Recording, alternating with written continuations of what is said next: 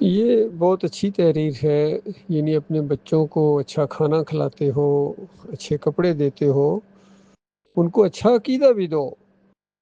اور ہمارے پیارے نبی محمد صلی اللہ علیہ وآلہ وسلم اپنے گھرانے کے بچوں کو جو بولنا جب شروع کرتے تھے تو سورہ الفرقان کی پہلی 3 آیات سکھایا کرتے تھے، جس میں زبردست قسم کی توحید ہے۔ گویا گٹی کے اندر یہ چیز ڈالی جائے کہ اس پوری کائنات کا مالک، خالق، مدبر، چلانے والا بغیر کسی کے مشورے سے حکیم و دانا رب اکیلا ہے، اور اس کی بادشاہی میں کوئی شریک نہیں ہے۔ اس نے کسی کو بیٹا نہیں بنایا، اس نے کسی کو اپنی ذات کا ٹکڑا نہیں بنایا، اس نے کسی کو اپنا لاڈلا اور چہتا اس انداز سے نہیں بنایا کہ کسی کی بات ٹالی نہ جائے۔ عام طور پر لوگ کہتے ہیں ہماری اللہ سنتا نہیں اور فلاں کی ٹالتا نہیں، یہ دونوں کافرانہ اور مشرکانہ جملے ہیں۔ کبھی بھی یہ نہیں کہنا چاہیے اللہ میری سنتا نہیں، وہ کافر ہے جو کہے کہ اللہ میری سنتا نہیں۔ اللہ ہر ایک کی سنتا ہے۔ قال ربکم ادعونی استجب لکم، تمہارا رب کہتا ہے مجھے پکارو، میں تمہاری پکاروں کو سنتا ہوں، جواب دیتا ہوں، فیصلہ صادر کرتا ہوں۔ اور یہ کہا جائے کہ فلاں کی ٹالی نہیں جاتی، یہ دھونس ہے اللہ کے اوپر۔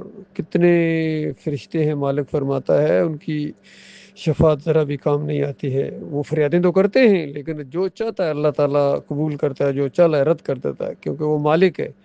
کتنے انبیاء کی دعائیں ہیں وہ قبول نہیں ہوئی ہیں۔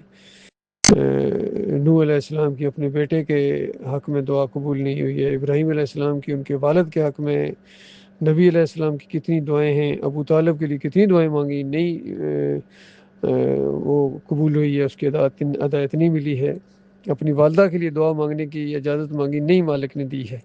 تو یہ ساری باتیں موجود ہیں، اور یہ کہنا کہ فلاں کی ٹالی نہیں جاتی ہے، یہ بڑا مشرکانہ جملہ ہے، کافرانہ جملہ ہے یہ۔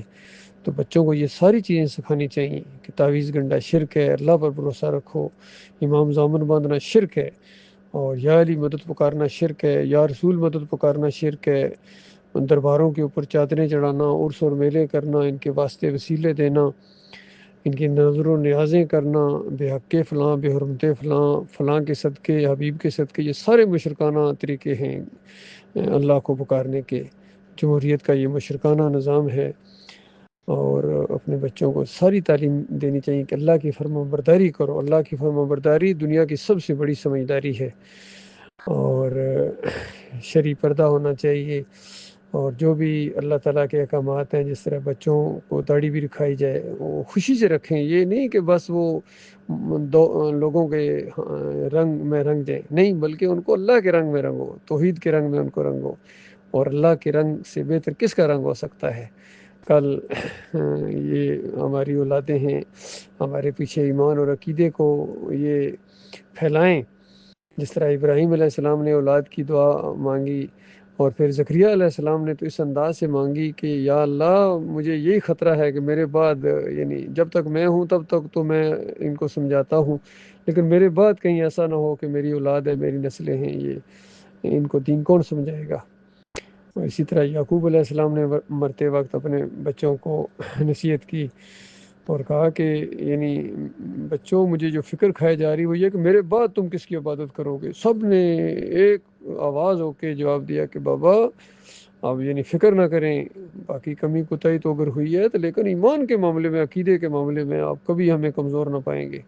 ہم آپ کے الہ، آپ کے باپ کے الہ، آپ کے دادا کا الہ، جو الہ واحد ہے، ایک اللہ ہے، اس کی عبادت کریں گے، اور اس کے علاوہ کسی اور کی عبادت، کسی اور کے رکوع اور سجدے، کسی اور کی پکاریں، سوال ہی پیدا نہیں ہوتا ہے۔ تو اندازہ لگائیے اس انداز سے جو خاندان تربیت پا رہا ہے، اللہ کی رحمتیں اور برکتیں اس خاندان کے اوپر۔ ان کے بارے میں یہ کہنا کہ انہوں نے یوسف علیہ السلام کو سجدہ کیا تھا، یہ جہالت کی انتہا ہے، عقیدے کی خرابی ہے۔ تو سارے سجدے، ساری پکاریں، ساری تقریریں، ساری گفتگو، سارے آڈیوز، سارے ویڈیوز اللہ رب العالمین کے لیے، میری زندگی وقف ہے اللہ کے لیے، اور اللہ سے پیارا مجھے کوئی نہیں ہے۔ اور خاص کر جو اللہ کے خلاف کوئی بات کہے، بالکل وہ کوئی ہو، کوئی بھی ایسا نہیں ہے کہ اللہ کے خلاف بات کرے اور میں اس کو برداشت کروں، یہ نہیں ہو سکتا ہے۔ ہر ہمارے اولاد کو یہی آندہ نسلوں کے لیے یہی پیغام ہے، جو اس راستے پر چلے گا وہ ہمارا ہے، اور اگر اس راستے پر نہ چلو، اس میں کمزوری دکھائی تو کل بڑی مشکل میں پڑ جاؤ گے، ہم نہیں بچا سکیں گے۔ اور یہ نبی علیہ السلام کہا کرتے تھے، اپنی بیٹی کو کہا کرتے تھے، 3 بیٹیاں تو اپنے ہاتھوں سے دفن کی ہیں، اور سب کو یہی کہ صبر کرو اس انداز سے تلقین کرتے تھے۔ اور فاطمہ کو کہا کہ میرے مال میں سے جو چاہے یہاں دنیا میں یا جب میرے پاس جو کچھ ہے وہ لے لے، لیکن کل قیامت کے دن میں تجھے نہیں بچا سکوں گا، تمہارا اپنا ایمان، عقیدہ اور عمل ہے۔ یہی نصیحت ایک مومن باپ کو اپنے بچوں کو کرنی چاہیے۔